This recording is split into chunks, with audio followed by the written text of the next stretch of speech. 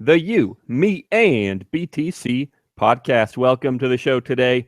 Thanks for joining us for episode number 172. This is the place to be tonight. You, Me, and BTC.com/live. If you're already at this landing page, holy crap, thanks for being here. You know what's up. If you're not, check it out. You can watch the video. You can chat with the same chat from YouTube. You can read our show notes. Click our links. Today's show is going to be a lot about Antbleed. Holy crap. I had fun giving a title to this episode. Antbleed, seriously? More friggin' Bitcoin drama? Bitcoin mining drama, that is. So, yeah, it's going to be fun. We'll also talk about a new Bitcoin all-time high, which it's kind of climbing as we speak, so I'm not complaining about that. And at the very bottom of this landing page, you got our Bitcoin poll, also about Antbleed. All of this is at you, me, and BTC.com/live. If you can see my screen right now, you can see a pretty awesome logo right here. This is for Spells of Genesis, which is a brand new blockchain-based trading card game.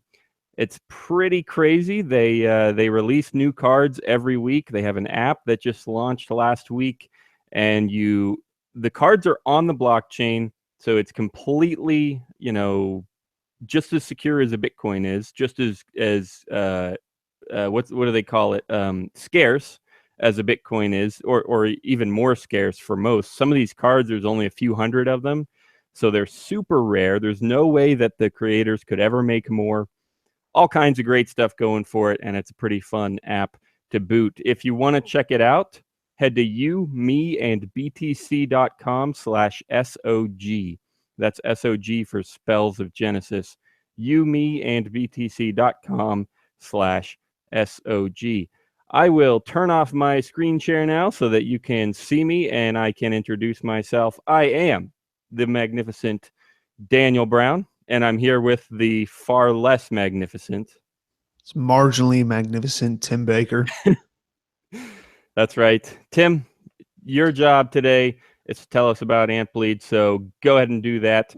Hey, all you listeners out there, remember that we got our chat going on this landing page, you, me, and BTC.com/live. That is your main line of communication straight to us during the show. So if you got any questions, comments, if we screw up, I mean, I won't, but Tim probably will. Any of that stuff, drop it in the chat, and we will mention it. All right, Tim, take it away. What the heck is Antbleed? I didn't even know. Did ants have blood or something? I mean, no, I don't think so. I think they're just like run off of annoyance and just the desire to ruin everybody's life. I'm trying to chat. Anyway, what? Into Google today, and one of the first results was something about why don't ants bleed? I was like, ah, crap, wrong ant bleed. No, I mean, you gotta expect someone to ask that question before. Anyway, into Antbleed. Well, Daniel does whatever. Antbleed is it's the term. I don't know what it has to do with Bitmain. I don't know what Bitmain would call it. More Antminer. Antminer. It's a manufacturer of I don't know how the companies work, but yeah, it's Bitcoin and introduced by Bitmain. That's what I'm going off of. Like, as far no, I know. But the reason it's called Antbleed is because they're talking about their Antminers. I'm pretty sure Bitmain is the parent company and the Antminer is their product. Yeah, I'm talking, but Antbleed specifically refers to a backdoor in the mining program, which would allow whoever has control of it, it's Bitmain and who? Antminer. I wasn't sure. I think Antminer is just the name of the product. I don't think it's the company. Before we get into anything else, for anyone who has these, it affects all recent S9 hardware, except possibly early generation. So get on that. If you have those, freak out. But anyway. Yeah. Well, no, you don't have to freak out. There is a solution at the bottom here. The great website for all this is antbleed.com. I love these websites. Keep going. The backdoor is specifically where it sends it does it randomly every 1 to 11 minutes, and it checks in with some kind of a central service, which then I guess looks at the transaction, can verify, and then but can also then go and send something that says just it false, Yep. that you don't work, Yeah. which then just stops the miner from being able to mine. Which there's oh fuck, there's people outside, motherfuckers. Anyway, the problem would be is whether or not the company is going to be malicious with it, or they're going to try to we only want to support these miners, we want to push it this way.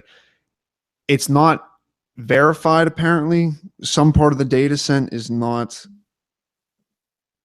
it's not verified, so anyone who has a control of that, of just to be able to send the signal, can shut down what they say, like 70%. Yeah, 70% of all the mining equipment, which that's they're estimated for this company, is that they hold 70% of it, so they can shut down 70% of the hash rate. And anyone who has control. Oh, geez, that's crazy. So you touched on another good point there. Yeah, 70%. That's outrageous. That's why this is such a big deal.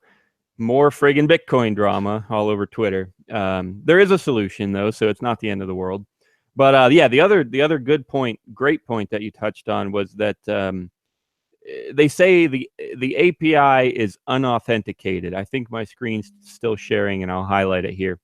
The API is unauthenticated and would allow any MITM, which is man in the middle, any man in the middle or DNS or domain hijack to shut down Antminers globally. So that means that, like, there's not a password, there's not an SSH key. Really, the only verification that they check for is to make sure that, you know, the response to this regular check-in, the Antminer only checks to see that the response comes from whatever domain they're using, auth.minerlink.com.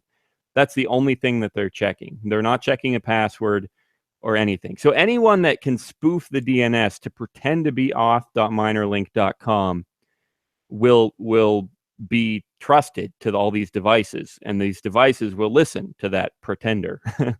So yeah, it's a big deal. What do you think, Tim? Worst case scenario. All right. This, I think we laid out pretty much all the details right there. Theoretically, someone could hijack the DNS and shut off 70% of the mining network. What happens next? What's the worst case scenario? Do we all go to hell in Bitcoin or what? I don't know. Yeah, I mean, we're all destined for Bitcoin hell. It's just kind of everything's going to happen. If you're not in Coinbase, you're all going to Bitcoin hell. We have Roger Moore. Anyway, worst case scenario, everything bad happens, then they can shut down half, and that's then possibly as like that make it easier to just take over the entire network, right? Because 50, it'd be 50% of 30%. So you could probably do that pretty easily together. Yep. And what could happen is Antminer, you know, or Bitmain, they probably have a ton of miners, and they could leave theirs on but turn off everyone else's somehow. And so they would, they could probably very quickly and easily gain that 50%, you know, edge.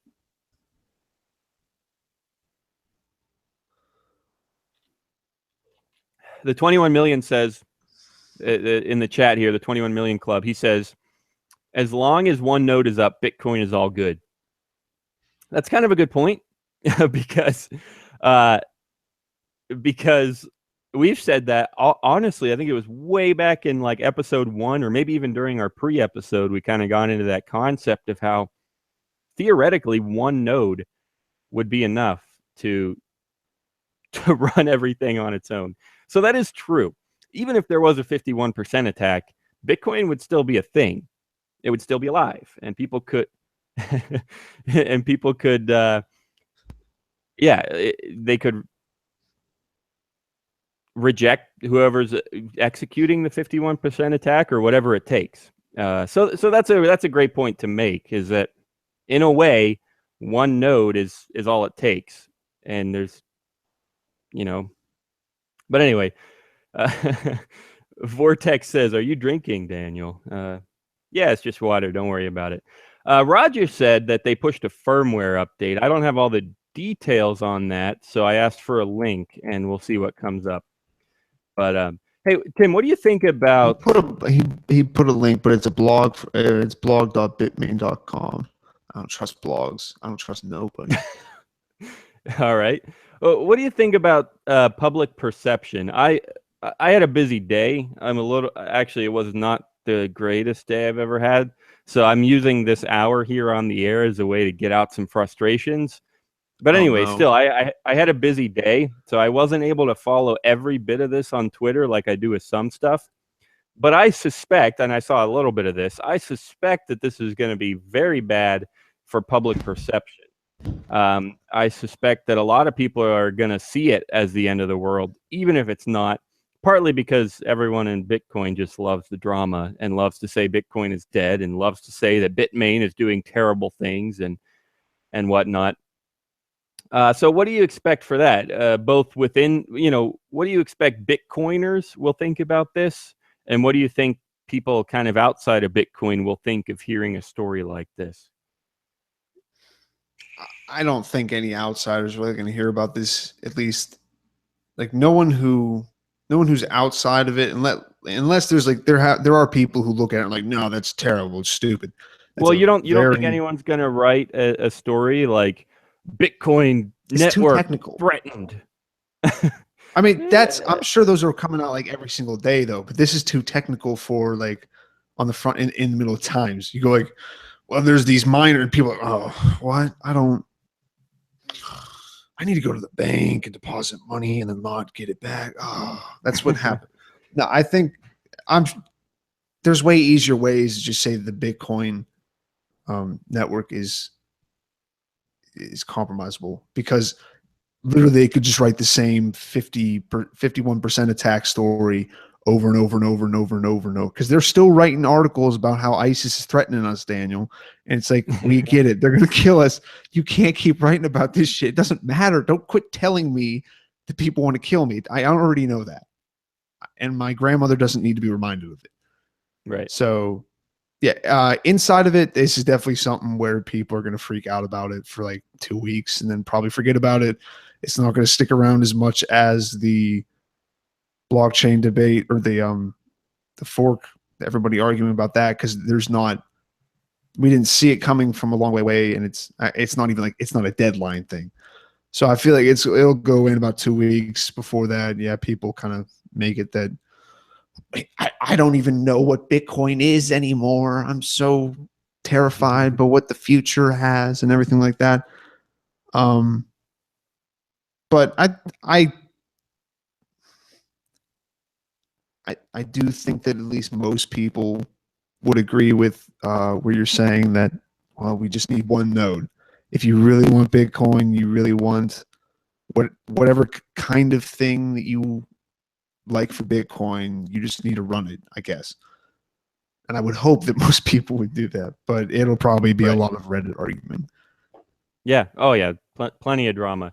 There's some more chat going on here. Vortex says, thanks for joining us, Vortex, over from the Bitcoin News Show. I've been on his show a few times, and we got to get him on here sometime maybe. But yeah, thanks for being here, at least in the chat.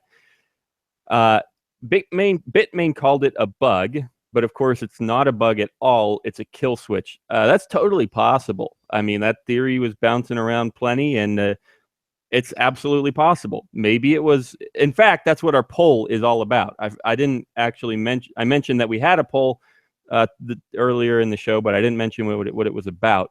That's kind of the question in the poll: is this malicious? Is this an intentional kill switch, or was it a useful feature that just kind of became a bug? Now, I found the link that Roger sent us regarding Antminers firmware update, the blog post that Tim said he doesn't trust. And I skimmed it. I listened. I looked over it, and basically what they're saying is it was an unfinished feature that would allow people to shut down miners if they were lost or stolen. but it was unfinished, so they never really put this feature into practice. And they say that they did push an open source fix on their GitHub. They updated the firmware with code that would make this attack impossible, presumably. So that, for what it's worth, they claim to have fixed it. Maybe there's other unnoticed problems that need to be addressed. It's always possible, but for what it's worth, they fixed it. Vortex says it's a kill switch. Certainly possible. There's another link here about chat logs from some of the Bitmain guys. We'll see if we have any time to get to that, but yeah, there are people out there who supposedly just hate SegWit. They want to attack Bitcoin. Maybe governments want to attack Bitcoin. Maybe the miners are working with the government.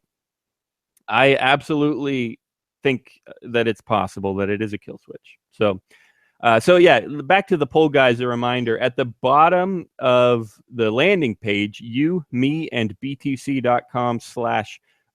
you'll find our Twitter poll there. The question is, Antbleed malicious or nah? I don't know. Is it malicious? Is it a kill switch or is it a bug? What do you think, Tim? That's the same thing. Is it malicious? Yeah. Like, did they put this in there intentionally so that if they needed to, they could shut off portions of the network? Yeah, probably. I don't. If that's malicious, I don't. It's either that or they were just like, I mean, why not? Let's just let's just have this kind of like. Their excuse was that it would let people shut off their miners if they were stolen, which is kind of funny. Like, someone like breaks into your basement, like dismantles your whole rig, like carries it away, and then you're like, oh, turning it off. Yeah. I don't want them making all this Bitcoin money. It would still definitely valuable hardware. Okay, no, but I'm not saying it would never be stolen. I just think it's funny that if it would be hilarious if somebody actually did. It's probably mostly a thing for like big farms where it like someone could come in with like a couple trucks and like hold them up and then steal like $1 million worth of miners or something. Yeah, true. But maybe. Well, okay. Say like back when we had the miner, what would someone had? What say? Both of us were there, but no, we're not even there. They break in, they steal the miner. What do they have to do to then just have it going to a different account while it's mining?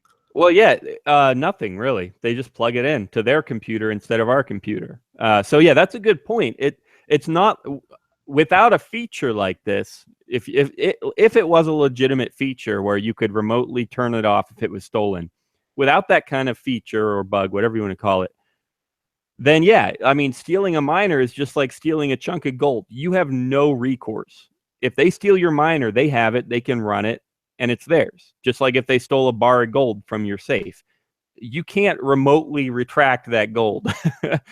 Same thing with Bitcoin. If someone gets a hold of your Bitcoin and sends it to their address, you can't undo that transaction.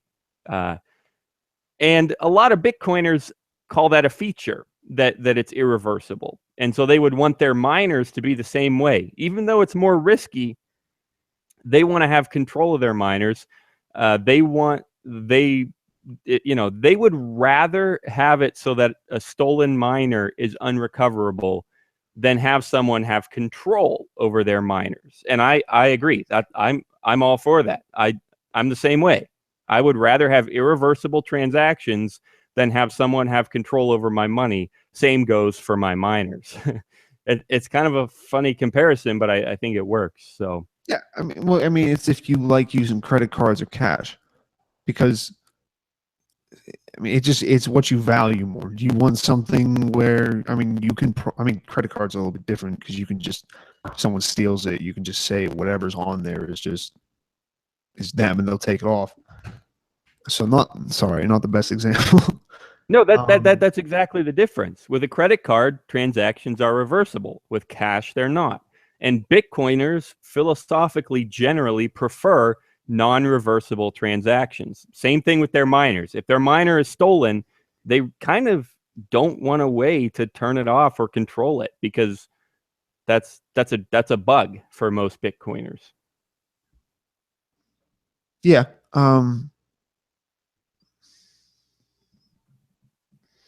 Hey, Tim, carry this for about 2 minutes. I'm going to send Vortex a link, and he'll be joining us in just a minute. So, Okay. yeah, Tim, you got to cover this for just a second. Reminder to everyone watching, you, me, and btc.com/live is our awesome landing page. You can watch, chat, and vote there. And yeah, hit the share button. That's what I was getting at. Make sure you let others know that we exist. Find a good share button there. Twitter, whatever, YouTube. Does YouTube have shares? I don't know. But yeah, hit a share button, whatever you find. Just start spamming people on YouTube for all I give a shit. I don't care. Do it. just fill up with stuff.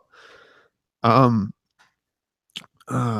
yeah, I can see why people want this, but I think it's where you're trying to make Bitcoin into something that at least I don't want. You're trying to make Bitcoin and you're trying to nerf it. I guess that's the right. Yeah. You're trying to make it safer for your mother, your grandmother to use because you don't want her to like if she has a miner, I guess. But you're kind of trying to like you're putting that feature in, and this company is they can say all they want that well it's for stealing stuff, it's for that, we can shut it down. And same thing with like cars. And I get that when companies will be like, well, we're going to add this feature, we can just shut off your car remotely. It's for if it gets stolen. I would still be creeped out by having that in my car because it's at any point in time I can just, oh fuck, it turned on. What's going to happen? You probably already do. Black SU. What? I mean, cars have had computers in them for the past 20 years, and you know they've had kind of remote. Well, I guess internet connected cars are still not super common, I guess. But I don't know. Well, that's kind of up in the air because remember there was that dude who died like 2 years ago or something. He was a journalist, I think. He was just in his car and it just all of a sudden accelerated into a tree. And yeah, there's like, what happened? And it was an accident. It was an accident. Yeah, the theory was that he was carrying some kind of sensitive information, and they didn't want it to get out. Yeah, it's just like just put the gas pedal down a little bit, lock the steering wheel. So obviously, like if they've always wanted to, they can do that. But I don't have sensitive information. I don't walk around with suitcases full of like kilos of cocaine. I don't do any of these things. Are you sure about that? What? Are you sure about that? If I get to the point where I'm carrying around suitcases of cocaine, Daniel, I'm not going to be on this podcast. I'm sorry. Dustin says he was the journalist that exposed that the generals weren't listening to Obama and calling him names behind his back. Yeah, something like that. A little bit more than like I felt like I don't even care about that one. I'm sorry, but like he did something else. I think maybe that's something weird to kill somebody over. Or is that he had done that in the past? And he had new information. No, but like the generals were calling him names. Yeah, they're like, oh yeah, they made fun of him behind his back. Oh, we can't let that get out. Kill him. That it's literally like where you send like it was just like their boss and they got recorded saying something shitty about their boss and like, oh fuck, like this is an office and this happens, but then they kill the person who recorded them instead of like trying to make it up. They just shoot the guy, or not. They don't shoot him. They drive him into a tree. What's up, Vortex? Well, he just muted himself right when I asked him. Well, yeah, let's put it to you, Vortex. Thanks for joining us today. How's it going? What's going on, fellas? How you guys doing? Oh, I'm doing great. It's been a while. Thanks for jumping in here. So I know we got to get some input from you. I mean, what do you think about this whole story, feature or bug? Pretty sure you're going to say bug, and I definitely have some sympathy for that. Okay. Hello. First, welcome all the Bitcoin people out there. You guys need to like this video right now, people. This is an important thing. We need to hit the thumbs up. These guys are doing a great job. We love these guys. Thanks. We've been. These guys have been around longer than I have. This is an to see it more. I need to watch more of it. I got no time, but I love you guys, so I wanted to come in and join in and say hi to everybody, man. This is awesome. Thank you, So hit the thumbs up and subscribe to this channel, youmeandbtc.com. Second of all, thanks. hello, fellas. How you guys doing tonight? How you doing, Daniel? Doing all right. It's I don't know if you were here when I mentioned it on the stream. It was a busy day, so I'm using this hour to vent out some frustrations and just have a good time. Absolutely, absolutely. That's great, man. Well, let's try to get to the subject here. So the question was, what's my opinion on Antbleed? Is that the question, Daniel?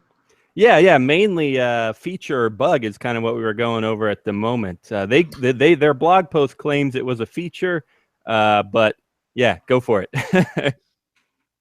My gosh. Okay, let me ask you guys, how many more hashtags do we need from this company, Bitmain, right? We got hashtag ASIC boost. We got hashtag Antbleed.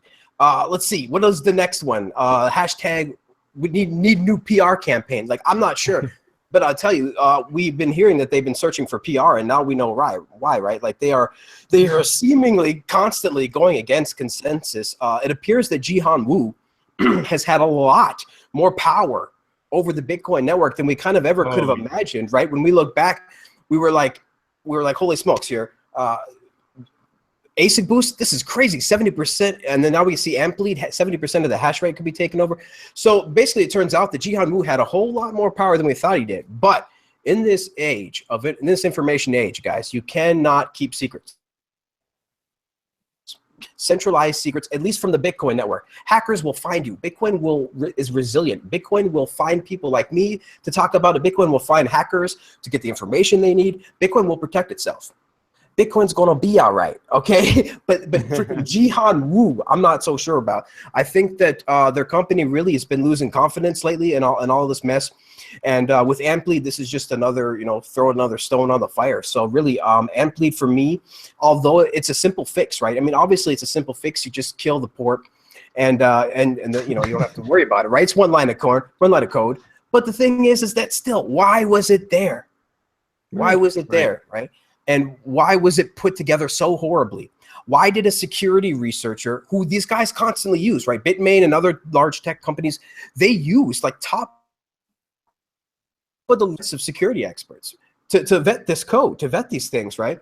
And they didn't find it? Something tells me somebody found it and didn't report it, right? I mean, I don't know what's going on, but this is unacceptable from the Bitcoin community. And in my opinion, this type of stuff is what's really going to insinuate users activated soft forks, right?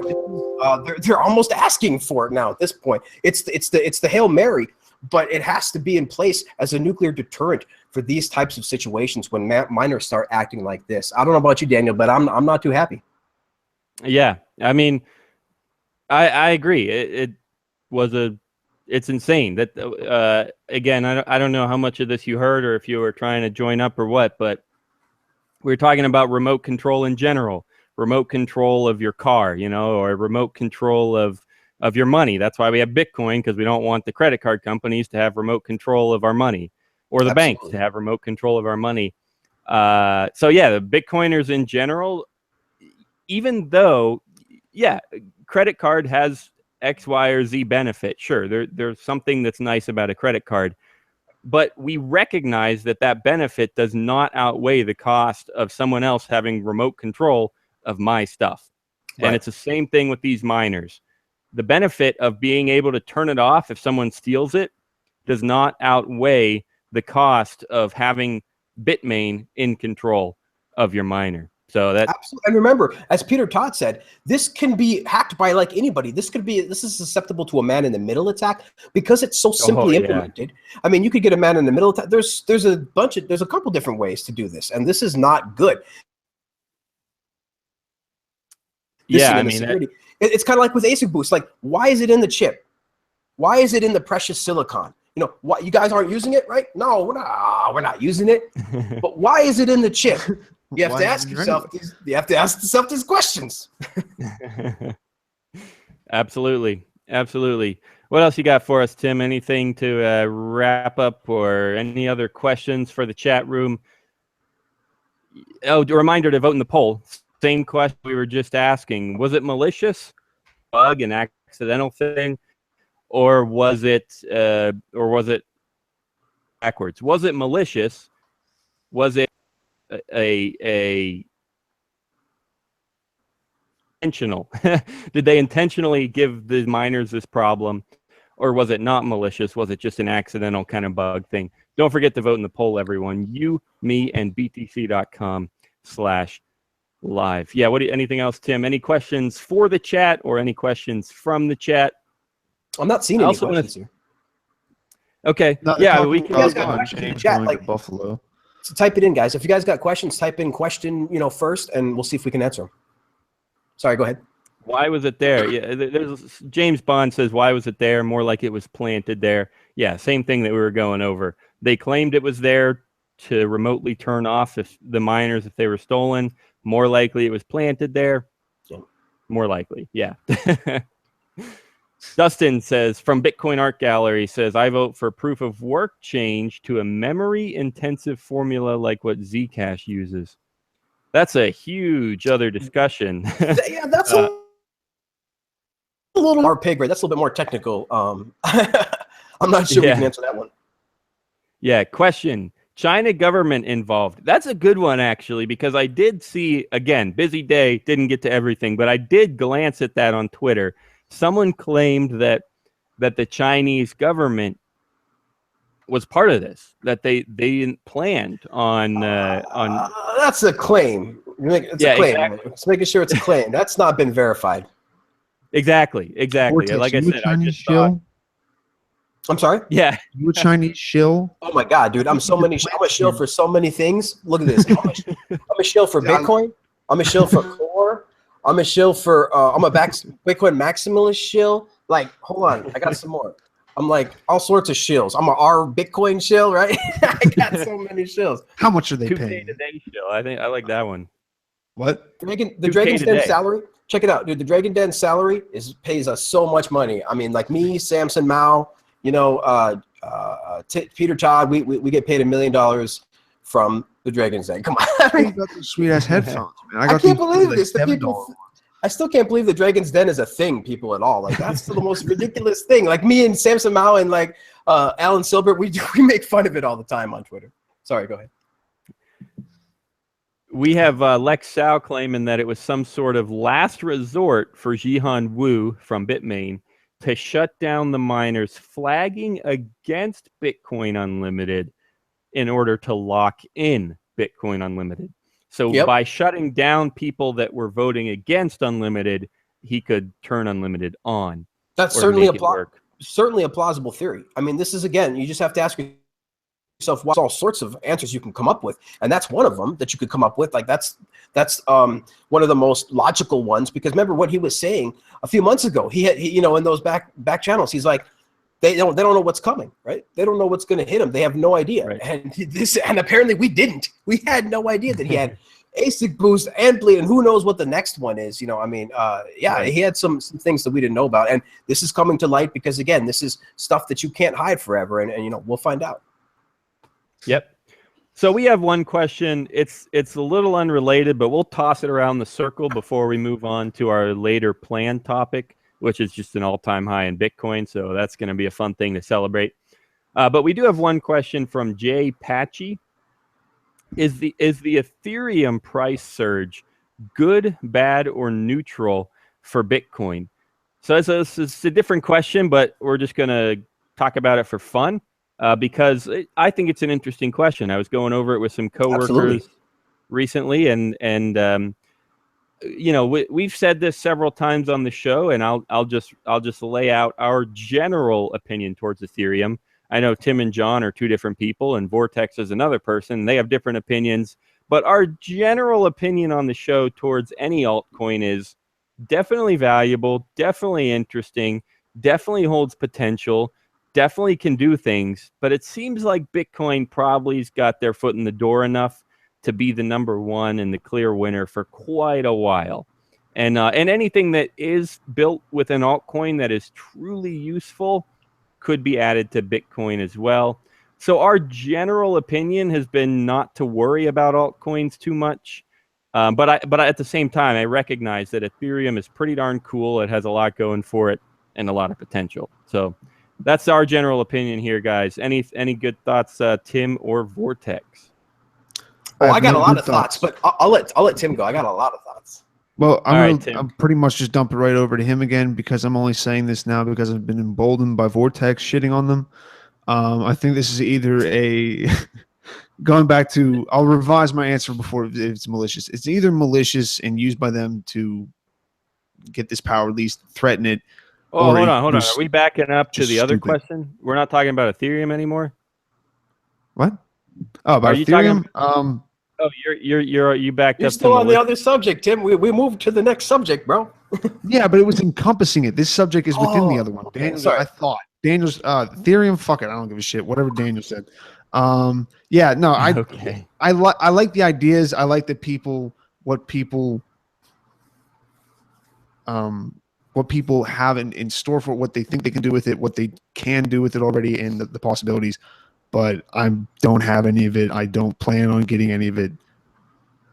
So now we are talking people about figure stuff out. Well, I'm going back and forth wherever you want me to go, Daniel. I'm very versatile. I can do this with whatever. I'm the one that's like drinking on screen. Like I feel like I should be the one. Oh man, I had to ask that in the chat. I saw you hit that flask, and I was like, "Is that water?" I don't know. All right. Well, we got whatever we're gonna get out of Tim. So Vortex, what about Ethereum? What is that? All right. So first of all, let's here. I mean, these altcoins are, most of them, 99% of them, all have to be traded back into Bitcoin, right? So that's an important thing. Bitcoin is really kind of the digital gold that backs up all of these coins. Everything must be traded back into Bitcoin, of course, except for Ethereum, right? Ethereum you can actually buy with dollars on Coinbase. And, you know, we look at these things, and, you know, you look at these you have a couple different things. You have private blockchains, right? We got public blockchains, we got proof of work blockchains, we got all of these different technical things. And really, you have to look at what the developers are liking. What is the developers drawn to, and what's going on? And for me, it looks like developers are being, of course, drawn to Bitcoin, right? That's the top stuff. I mean, that's the digital gold that's backing up everything. And then lots of different developers, maybe more like midstream web developers like myself, you know, or others. I personally am not interested in developing for Ethereum, but there's people like that are in the mid-range like myself, who are just a web developer that find some things very interesting about Ethereum. Now, let's qualify this with another thing. Again, all of these altcoins have to be traded back into Bitcoin, which means that Bitcoin supports all of these. So when you have an ecosystem like this, it's absolutely wonderful to see all of these different coins exploring all of these different things. Now, of course, 99% of them are scams, right? But you have all of these people. You have a couple different things like Monero and Ethereum and a couple other coins, you know, that are doing these interesting things. And the developers are going to be drawn to this inevitably.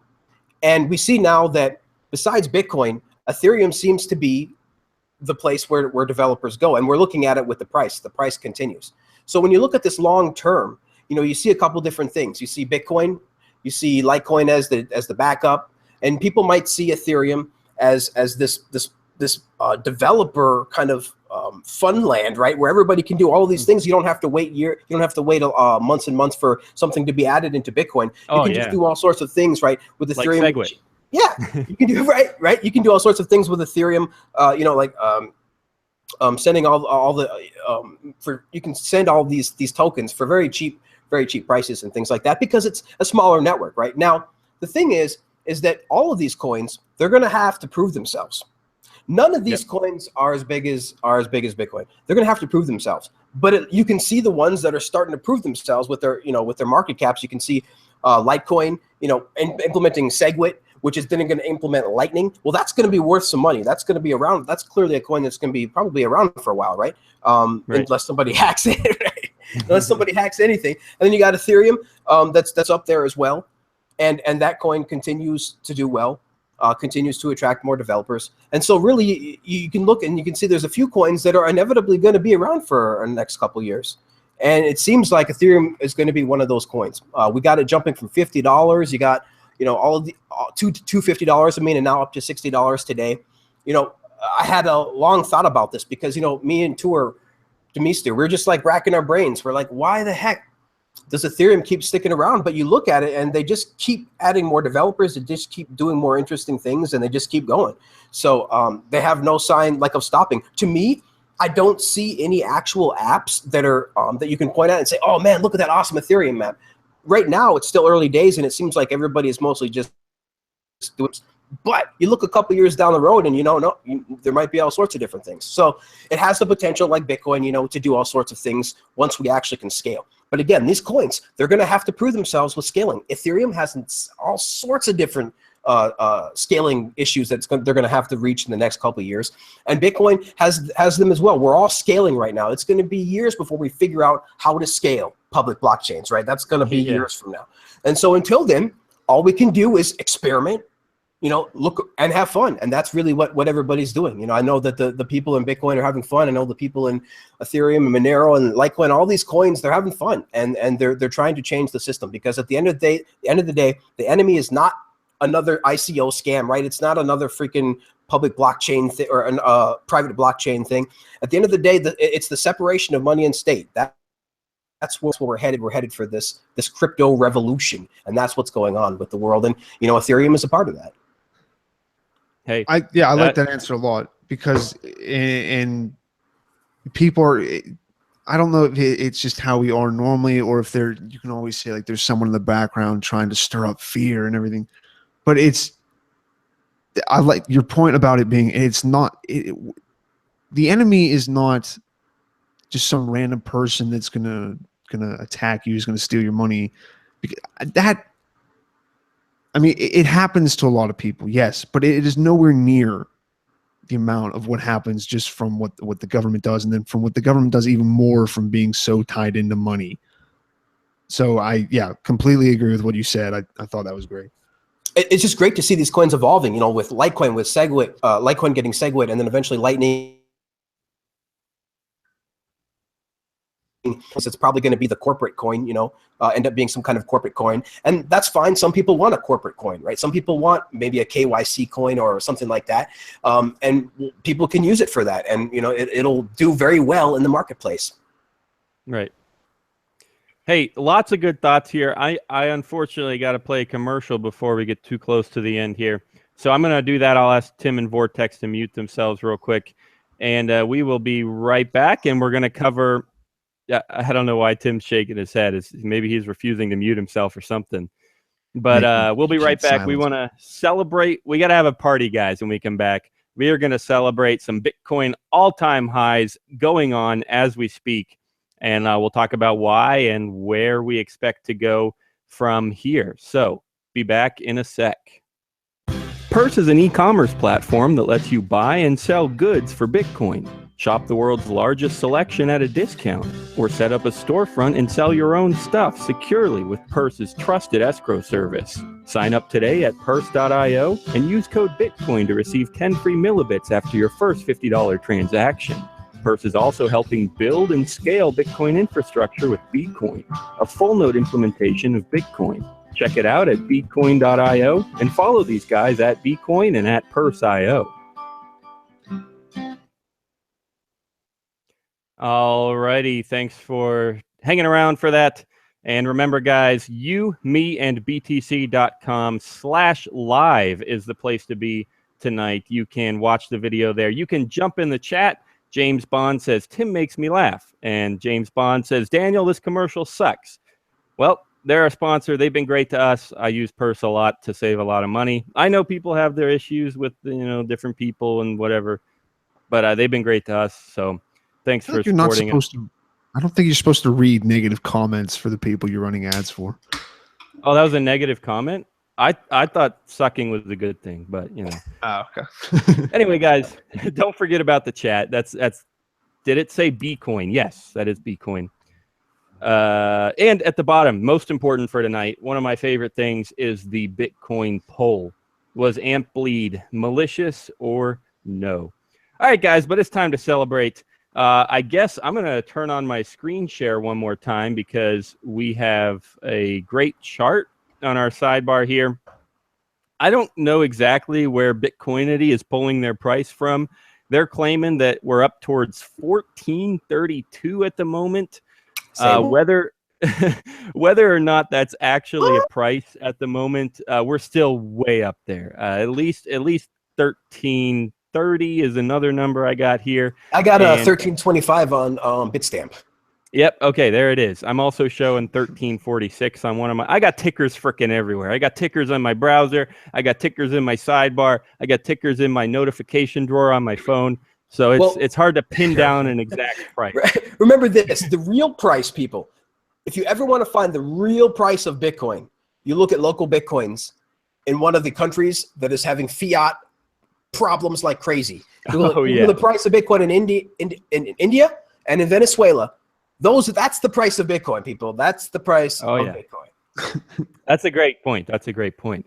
But hey, guys, here's what we got to do. And this is a great exercise for all you people in the chat, too. We have to speculate. We have no choice. We're required to, as curators of Bitcoin entertainment, we have to speculate on why this is happening and what we think will happen to the price in the future. So there it is, guys. Why? Let's start with why. What's pushing the price up these days? Take it away, Vortex. I got a long one, man. You want to go first, Tim? No, you go. I'll figure out something after. Depending on how long. If it goes like half hour, man, we're gonna try to pull it at some point. But all right, yeah, I know. I go along. You guys gotta cut me off, man. This stuff is too exciting. Too exciting. Okay. So first, I really think that a little bit of this price increase in Bitcoin has definitely something to do with the exchanges not being able to withdraw dollars, right? There has been a little bit of a snafu. There's been some banking issues with some of the Taiwanese banks, and Tether is involved, and all this crazy stuff. Tether's having issues, and so you can kind of see that some of these banks are not able to basically bank these exchanges right now with dollars. So what's happening is that people are buying Bitcoin to get their dollars out of there. They're buying Bitcoin, they're buying Ethereum, they're buying things they can buy with dollars. And so bam, up goes the things that you can buy with dollars, right? Bitcoin and Ethereum. So that's a little bit part of it. But you see, the market knows this now. The market understands this, and yet up goes the price still. And so you have to ask yourself, well, why is that? Well, you can kind of understand that at this point, Bitcoin is really starting to break out on its own. Like, it's starting to break out in these countries. It's like I said, like India and things like that. I mean, people, the demand now for Bitcoin is just growing to the point to where it's a little bit more than just the crazy insider cypherpunks, developers and people like me. It's actually growing beyond that now. I mean, really, like Bitcoin, people need Bitcoin. There's a lot of people in this world that actually need Bitcoin. And I'm telling you right now, that's going to continue to grow. People are going to need Bitcoin more and more around the world. Obviously not so much in first world countries, right? But when the price goes up, guess who's going to speculate? First world countries, right? That's exactly what's happening. So they're fueling it obviously a little bit as well. But really, at the end of the day, like, this is kind of where we're supposed to be around this price. If SegWit got activated, well, my God, that's the moon, right? But we're about where we should be. I mean, like Tone Vase says, if we go to like between $1,500 and $2,000 within the next 30 to 60 days, that's going to be overbought. Like that, if you're going to 2,000 in the next 30 to 60 days, that's going to be overbought. It's going to be, so we can definitely know at that point it's going to be a little bit overbought. But if it stays around 1325, it's doing beautiful right now. I mean, 1325, 1400 around there, and maybe jump up a little bit to 1800 and correct down to 1500. This is about where we're supposed to be right now in 2017, and we're by this time next year we'll be over 2000. It doesn't matter if SegWit activates or not. People will use payment channels with Lightning. People will make Bitcoin work. This is not going anywhere. Not even Roger can fuck that up, I don't think, at this point. Roger, Jihan. We're just too far into it. There's too much money invested. There's too many people depending on Bitcoin. And so that's where we're seeing the price rise a little bit. And I think that it's not slowing down anytime soon. I'm with you there. It's like such a comfortable number because it is an all-time high, but it's not one of those clear bubbles that we've seen before. It's not like we're like, oh, tomorrow, and then it doubles, and then it's on the news, and then it doubles again. Like, no, it's a reasonable number, and it's still an all-time high, and that's why I think it's great. So I'm excited. Tim, why is this happening to us? Why is this real life? Why is this happening to me? God has blessed this nation, Daniel, the United States. The way God blesses this nation is by causing suffering and depression in all the other nations, and then letting us just live off of that. I have no idea why it's happening. I'll just agree with Vortex because that sounds right to me. With that, and then always, Bitcoin's just been going up, and like you were saying, Daniel, it's not where it's going like $100 every couple minutes. It's going up by like $10 every couple hours. It's over a couple days. What am I doing? What did you just say it was? I keep on telling myself I'm just going to buy a bunch of stuff with it. And I'm like, no, I'll let it go a little bit higher. Just a little bit higher. Just a little bit. And this is always what I do. And I'm like, oh, it's $700. Remember, man. Remember, Tim. There's two best times to buy Bitcoin. Always two. One is in 2011. The second one is right now. Always right now. That's the second best time, man. That's always right now. Yeah. No, I wasn't meaning buy Bitcoin. I mean, I just think like you're buy talking about something with my spending Bitcoin. Like you're trying to wait for it to get high enough that it's a good time to spend some, buy some gold or buy a new that's the problem. I've been buying stuff. Then you got Tim. You got to wait till 2020, man. Oh shit. That's the next halving. Wait until 2020. I assure you, you'll be so happy. Holy cow! 2020 is only a year and a half away, or 2.5 years away. It's only a couple That's years, crazy. 2.5. Yeah, it's nothing. Holy cow! Yeah, that's weird. Yeah. I won't even. Yeah, we won't even be that old. The phrase It's 2020 just sounds Gotta like huddle. flying cars. Hey, we're talking about the future, and I mentioned the phrase flying cars. Totally unrelated, but I want to mention something super awesome. Google is doing a self-driving car pilot, a test project in Phoenix, which is where I live. So I applied to get unlimited free rides on Google's self-driving cars. So maybe I'll do that and then, buy a self-driving car with Bitcoin one of these days. We'll see. That's awesome. That is freaking cool. I just applied. I got to get accepted. I told them I'm a member of the media, so I can give them some good press if they give me unlimited free rides. So we'll see how it goes. Awesome. All right, guys, next question. Well, I guess I'll throw out my answer. Yeah, I mean, general demand for Bitcoin. People in countries are falling apart, and they want to use Bitcoin. As for myself, I've been buying it. The old line, Andreas says he buys on Mondays. Well, I buy every other Monday as often as I get paid, I guess. It's just become, or for me anyway, it's just become a regular thing. Buy Bitcoin every once in a while because you're going to need it, you're going to use it. And I suspect that that's a common thing around the world, whatever. People are just getting used to Bitcoin. It's no longer, like Vortex said, it's no longer this like cypherpunk currency. It's just something that people buy now, and they're willing to have and to hold and to use and to spend. I think that's a factor, not like this week. That's not why we're hitting the all-time high this week. I don't know why that is. But in general, the reason we're hitting a comfortable all-time high is just because Bitcoin is becoming more and more of a normal thing to buy and to have. That's one of my theories anyway. So, next question is, what do we expect for the future? So let's see. I'm just going to pick a number. Let's pick a low enough number that we can check ourselves pretty soon. How about a month? All right. What do you expect? Total speculation. We don't know crap here on this show. Total speculation. 30 days from now. What do you expect for the Bitcoin price? Go.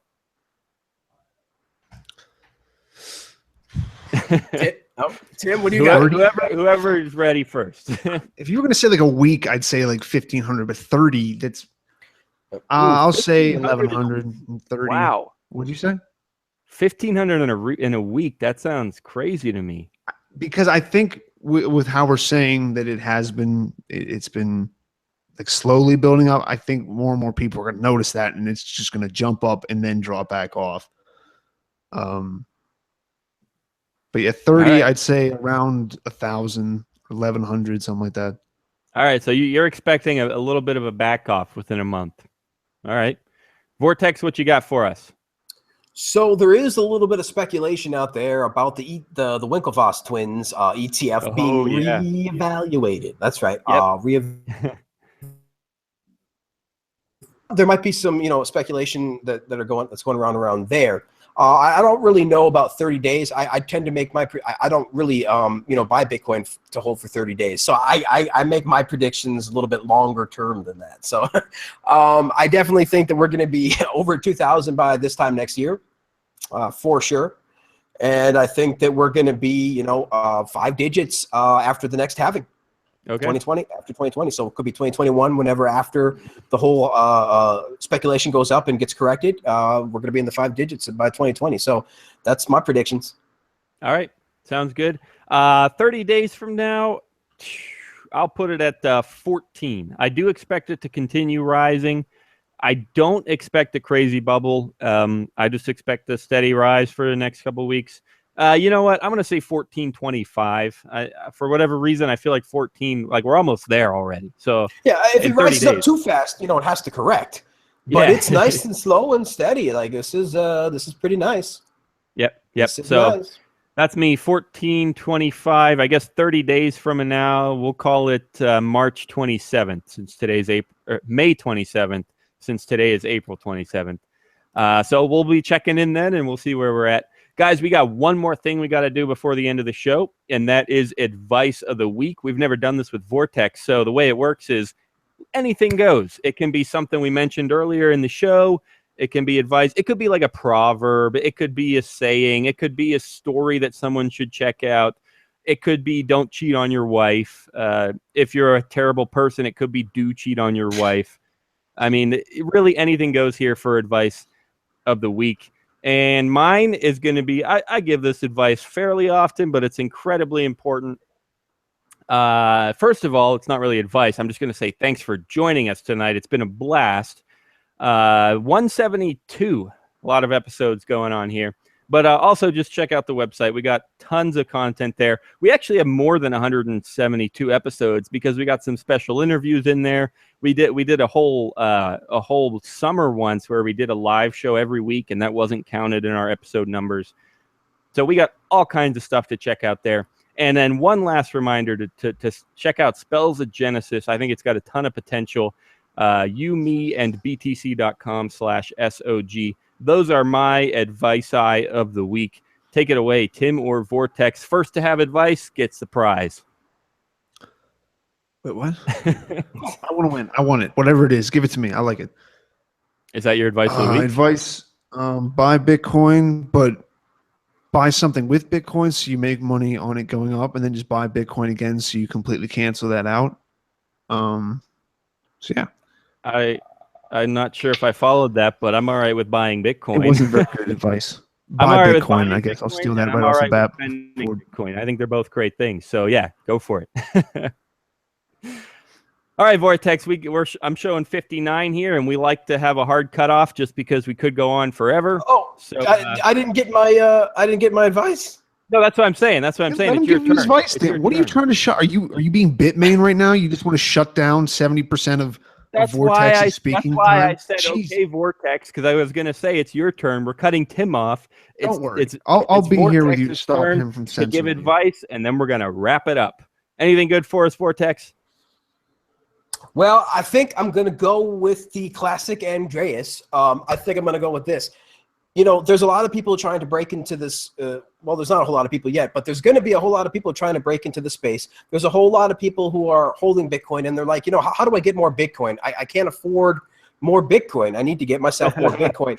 What the hell am I supposed to do? But really, you really have to start learning. You have to invest in two things. You have to start learning about Bitcoin. You have to invest in some of this knowledge so that you can use this, because this is something that somebody can't take away from you. This is important stuff that's going to be around for a long time. Bitcoin's going to be here for a long time. So you need to invest some time into checking this out. And I assure you that will pay off in the very future, because we're ahead of that. As they say, here, it's just not everywhere, right? It's just not evenly spread out. So we are here right now in the future. And so if you want to be a more part of the future and you want to earn yourself more, if you want to get more Bitcoin, the best way is to invest in knowledge and use sell your services for Bitcoin. If you're a web designer, do some web design for Bitcoin. If you, maybe it doesn't have to be a whole web design, maybe just a part of it, right? Whatever you can do, whatever you do it with Bitcoin, and you will earn yes. you're going to earn yourself more Bitcoin. You're going to earn yourself a better life, and you're going to be a lot more happier doing what you do, doing what you love. So that's my advice. Very, very good advice there. I love that. Every move you make, move with Bitcoin or something like that. Yeah. I mean, yeah, we run ads on the show. We get paid in Bitcoin, or actually it was Bit Crystals in the case of Spells of Genesis, but some of that will end up being Bitcoin because everything goes back to Bitcoin, like Vortex said. Hey, you got a few seconds, guys, if you want to drop some advice in the chat. 21 Million Club says, buy, buy, buy. It's me, Boss Lady, says, buy and hold people. Well, she's the boss lady, so you probably should listen to her. 21 Million says, hodl. Here's my advice for the week. Stay away from stupid people. That's from James Bond. I'm not really sure why you're watching this show then, but, I guess maybe you're a stupid person. I don't know. I overcome your stupidity, Daniel. Oh, here's a really good one. This is actually really relevant, really meaningful, especially for new users. Never keep your coins on exchanges. That's from Lex Sal. Always a good reminder. If the exchange has your coins, you don't have your coins. So, Coinbase, anything like that, they hold your coins. Do your own due diligence. Another one from Boss Lady.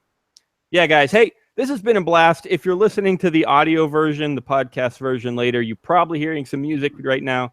That's from John Stewart. He couldn't be with us in person he hasn't been here in a while. He owes us an appearance. So we'll figure that out here pretty soon. Vortex, thanks so much for joining us today. Tim, I guess I'm happy to have you, whatever. Yeah, but take it or leave it. The people I'm most grateful for being here are our listeners and our chatters. Thanks, everyone, for being there.